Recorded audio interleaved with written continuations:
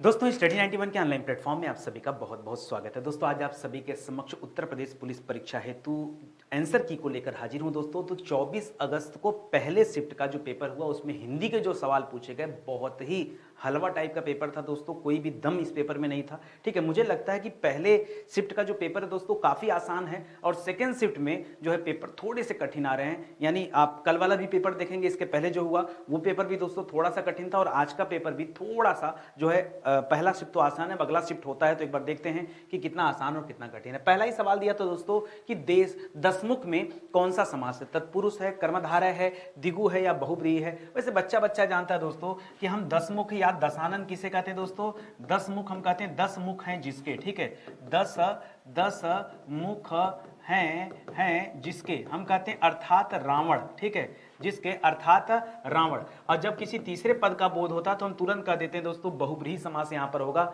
ऐसा मान लेते हैं। लेकिन सच बताऊं ना, यहां पर आयोग से लड़ने लायक है। क्यों लड़ने लायक है? देखिए जो शब्द होता है दोस्तों दसानन होता है। क्या शब्द होता है? दसानन। 10 है आनन जिसके। देखिए रावण के पास 10 मुंह नहीं थे, 10 क्या थी दोस्तों? 10 दिमाग थे, 10 आनन था। आनन सर को कहा जाता है, पूरा का पूरा जो इतना एरिया है ना ये आनन कहलाता है। तो दसमुख को अगर हम दसानन मान लें, रावण मान ले और बहुब्रीहि कर दें तो मुझे लगता है कि कहीं ना कहीं डाउट वाला सवाल है। ये आप दोस्तों यहाँ पे स्टार लगे, ठीक है। मेरे हिसाब से अगर मैं होता ना तो मैं करता दोस्तों द्विगु समास। क्या करता? द्विगु समास। मेरी बात को आप समझिए, मेरी बात को आप ढंग से समझिए जो मैं आपको समझाना चाह रहा हूं। आप एक लाइन में 100 लोगों को खड़ा कर लीजिए और उनसे पूछिए कि रावण का पर्यायवाची बताओ, आपको एक भी उसमें से आदमी ऐसा नहीं मिलेगा जो दसमुख बताएगा। हर आदमी दसानन बताएगा, लंकापति बताएगा, लंकेश बताएगा, सब बताएगा, लेकिन 10 मुख नहीं। क्यों? सच मायने में देखा जाए दोस्तों तो 10 मुख नहीं, 10 आनन है उसके पास, ठीक है। 10 दिमाग एक साथ काम करता था, इसलिए रावण को रावण कहा जाता है, ठीक है। समझिएगा बात को। मेरे हिसाब से एकदम परफेक्ट ऑप्शन क्या होना चाहिए? द्विगु समास होना चाहिए। खैर आपको लड़ाई लड़नी है, लड़ सकते हैं। कह रहा गुड़ गोबर कर देना, बना बनाया काम चौपट कर देना, बिगाड़ देना, इसी को कहते हैं गुड़ गोबर कर देना। तो पहला ही ऑप्शन था कि बना बनाया काम बिगाड़ देना। स्कैन करने पर हो सकता है कि थोड़ी सी फाइल कमजोर होगी, मेरी बात आप सुन लीजिए, बहुत कम समय में क्लियर कर दूंगा। आम के आम गुठलियों के दाम, इसका मतलब दोहरा लाभ, ठीक है। क्या देखिए आप आम खरीदने जाते हैं तो गुठली अलग तो करते नहीं, उसके साथ आपको भी लेना पड़ता है, तो एक तरह से दुकानदार का दोहरा लाभ होता है। तो यहां पर ऑप्शन नंबर डी जो है दोस्तों बिल्कुल सही जवाब हो जाएगा। खैर उत्थान का विलोम क्या होता है? तो उत्थान का विलोम क्या हो जाएगा? पतन हो जाएगा। उत्थान का पतन हो जाता है। अनुत्थान नाम का कोई शब्द नहीं होता है।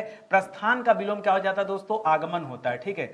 आप कहते हैं ना ट्रेन प्रस्थान कर गई, ठीक है। और विस्थापन माने किसी चीज को अपने स्थान से हटा देना। जैसे ये कलम यहां पे थी, इसको यहां से उठा के यहां कर दिया तो दोस्तों एक पेन क्या हो गई? यहां से यहां विस्थापित हो गई। ये फिजिक्स में आपने पढ़ा होगा।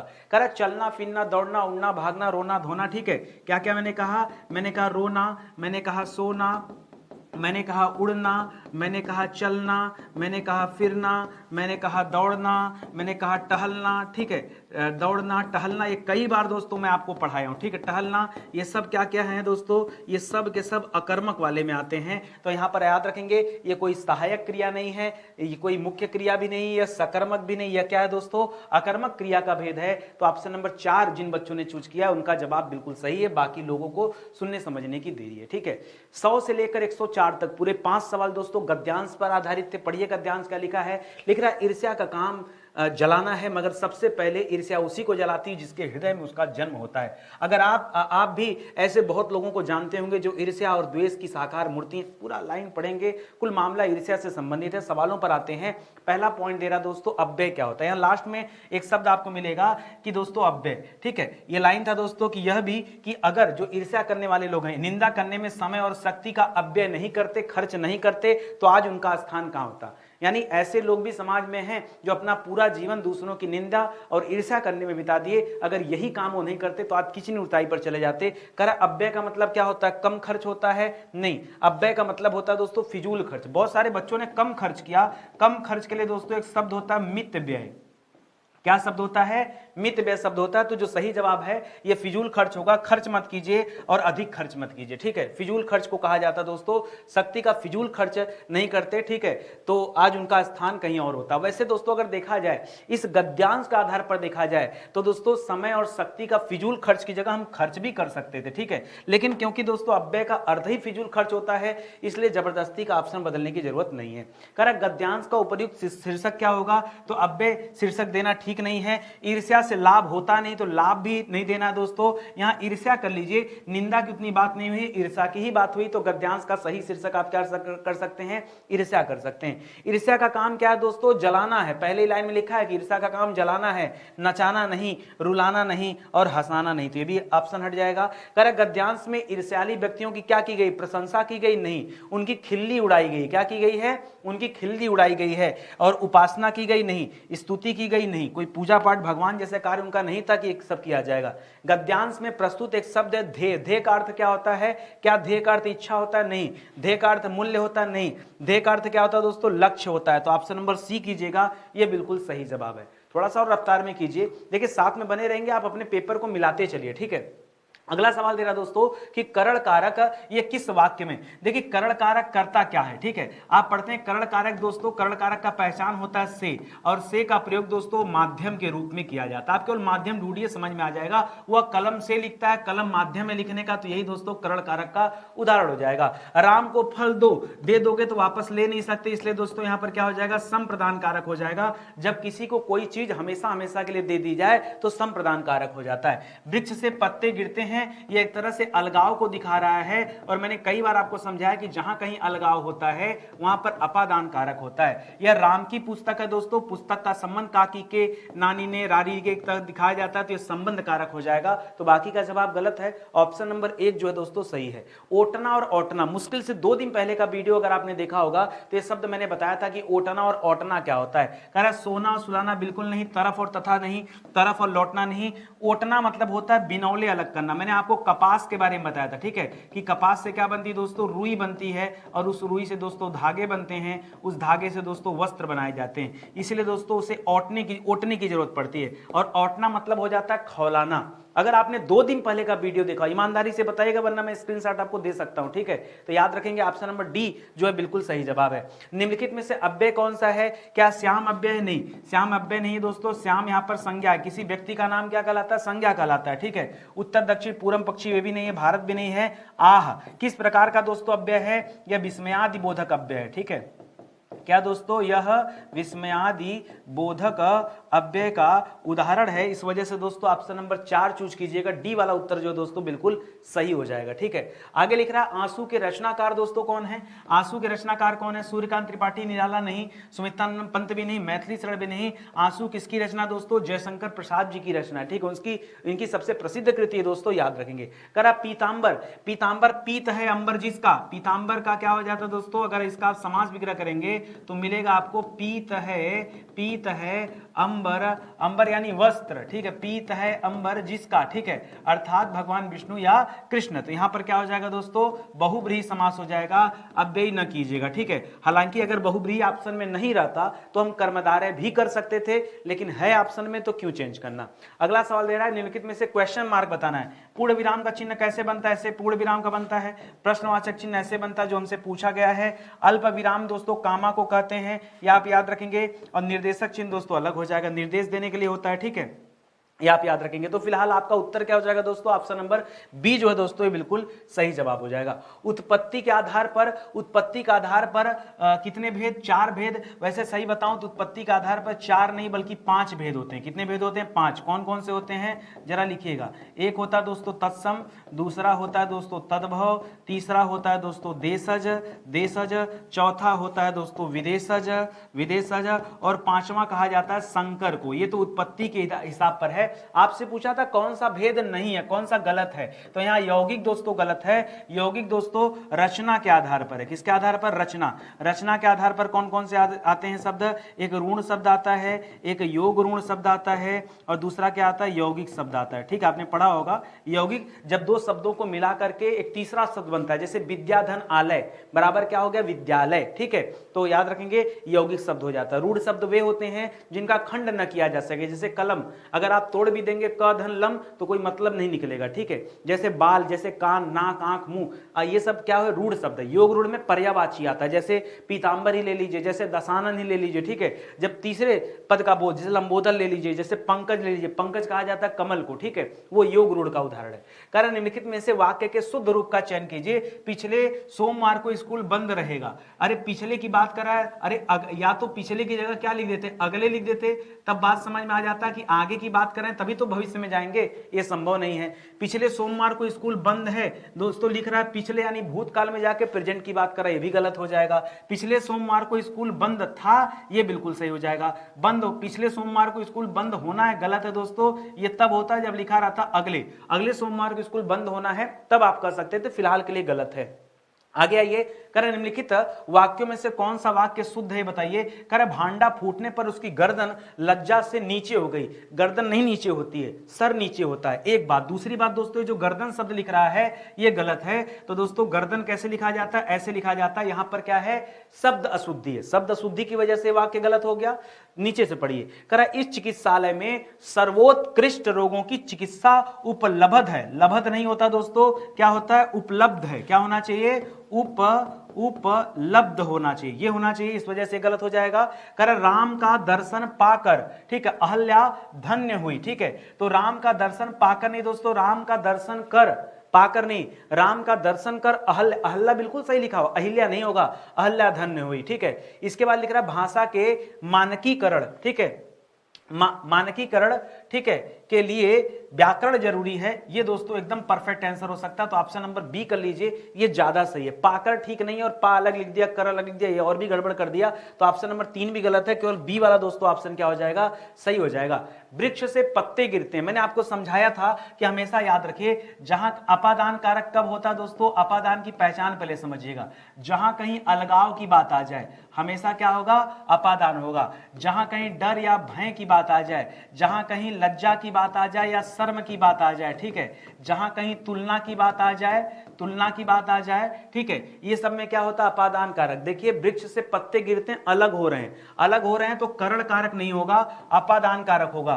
कर्म कारक और अधिकरण तो बिल्कुल भी नहीं। कर्म कारक का पहचान क्या होता है, कर्ता ने कर्म को, करण का भी दोस्तों पहचान से होता है, इसलिए बच्चों ने गलत किया है। और कर्म का पहचान क्या होता है, को होता है। अधिकरण में क्या होता है दोस्तों, में और पर होता है, ठीक है। ये रिवाइज करते चलिए ताकि अगले पेपर के लिए आप जो है तैयार रहिए। मैं वहां होकर आया हूं, बहुत सारे बच्चों ने गलत किया, ठीक है। इसमें पूछा था अव्यय, अभी कल की क्लास में दोस्तों मैंने बताया अव्यय कितने प्रकार के होते हैं, तो बताया 5 प्रकार के अव्यय होते हैं। जिसमें कौन कौन सा बताया था, अंतिम में निपात बताया, तो उसको छोड़ दो, 4 तो आप जानते होंगे। एक क्रिया विशेषण है, एक विस्मयादि बोधक है, एक संबंध बोधक है और एक समूहवाचक है, ठीक है। इस तरह से कुल 5 हो जाते हैं। और यहां पूछा बच्चों ने, पता क्या किया, बच्चों ने सोचा होकर कर दूं। होकर क्यों कर रहे भैया, होकर से क्या मतलब है, मैं तो दोस्तों यहां किसका काम कर रहा है, मैं जो है यहां कर्ता का काम कर रहा है, हूं जो दोस्तों ये सहायक क्रिया का काम कर रहा है, सहायक क्रिया का काम कर रहा है, ठीक है। यहां जो वहां दिया शब्द दोस्तों यही अव्यय है, वहां शब्द क्या यहां पर अव्यय है। और बहुत सारे बच्चों ने दबा के गलती किया, क्या करेंगे, जब पढ़े नहीं रहेंगे, कॉन्सेप्ट नहीं क्लियर रहेगा तो गलती होगी आपसे।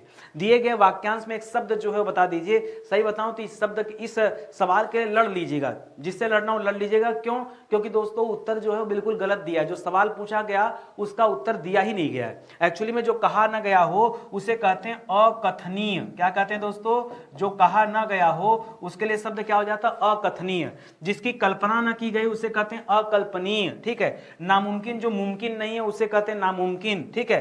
अकथित और अकथ्य ये 2 चीजें मिल गया। अब समझिएगा, अकथित, अकथित जो कहने योग्य न हो, जो कहने योग्य न हो उसे क्या कहते हैं दोस्तों, अकथित कहते हैं। अब आप सोचेंगे सर इसका जवाब ही कह लें, क्योंकि लिखा भी गया है कि कहा ना जा सके या कहने योग्य न हो, तो सर लग रहा है कि दोनों के लिए एक ही बात है, ठीक है। लेकिन दोस्तों इतने पे नहीं रुकिए, ठीक है।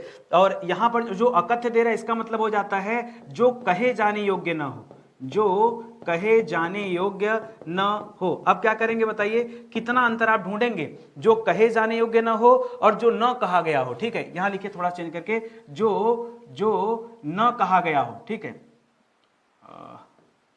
ठीक है, करता, जो न कहा गया हो, जो न कहा गया हो। आप बताइए दोनों में से कैसे चुनाव किया जाए। ठीक है, जो ना कहा गया और ना कहा जा सके, आप एक पल के लिए कह जरूर सकते हैं कि अकथित होगा, लेकिन जो कहे जाने योग्य ना हो वो अकथ्य होता, तो ये भी थोड़ा सा आप रख सकते हैं। ठीक है, सही मायने पे तो वर्ड मिलना चाहिए अकथनी, जो कि दिया ही नहीं है, तो मुद्दा ये है। ठीक है, कह क्रिया विशेषण के प्रकार और उनके उदाहरण में कौन सा युग्म सही नहीं है। जो क्रिया विशेषण होता है उसमें कौन सा सही नहीं है। समयवाचक क्रिया विशेषण के भी कई भेद होते हैं। समयवाचक क्रिया विशेषण से आगे पीछे तो होता है। निश्चय बोधक में हम कह सकते हैं बेशक। ठीक है, बेशक कहने का तात्पर्य दोस्तों वहां निश्चितता का बोध हो रहा है, आप फिक्स की बात कर रहे हैं। ठीक है, परिमाणवाचक में दोस्तों माप तोल की बात होती है, और यहां दिया सर्वत्र। जो सर्वत्र शब्द है दोस्तों ये परिमाणवाचक में नहीं आएगा, ये किस में आएगा दोस्तों, यह स्थिति बोधक में आता है। किस में आता है, यह स्थिति बोधक क्रिया विशेषण का उदाहरण है। जैसे कि अगला दे ही रहा है दोस्तों, कहीं ना कहीं, वह भी दोस्तों स्थिति बोधक में आता है। सर्वत्र मतलब हर एक जगह, वह भी स्थिति बोधक में आता है। तो ऑप्शन नंबर बी जो दोस्तों ये सवाल का क्या है, गलत जवाब दिया गया। ठीक है, कर वीर रस का स्थायी भाव क्या है दोस्तों, वीर रस का स्थायी भाव भय होता है क्या, नहीं, भय जो होता है दोस्तों ये भयानक रस का स्थायी भाव होता है। वीर रस का स्थायी भाव उत्साह होता है। क्रोध दोस्तों जो है रौद्र रस का स्थायी भाव होता है, रौद्र रस का।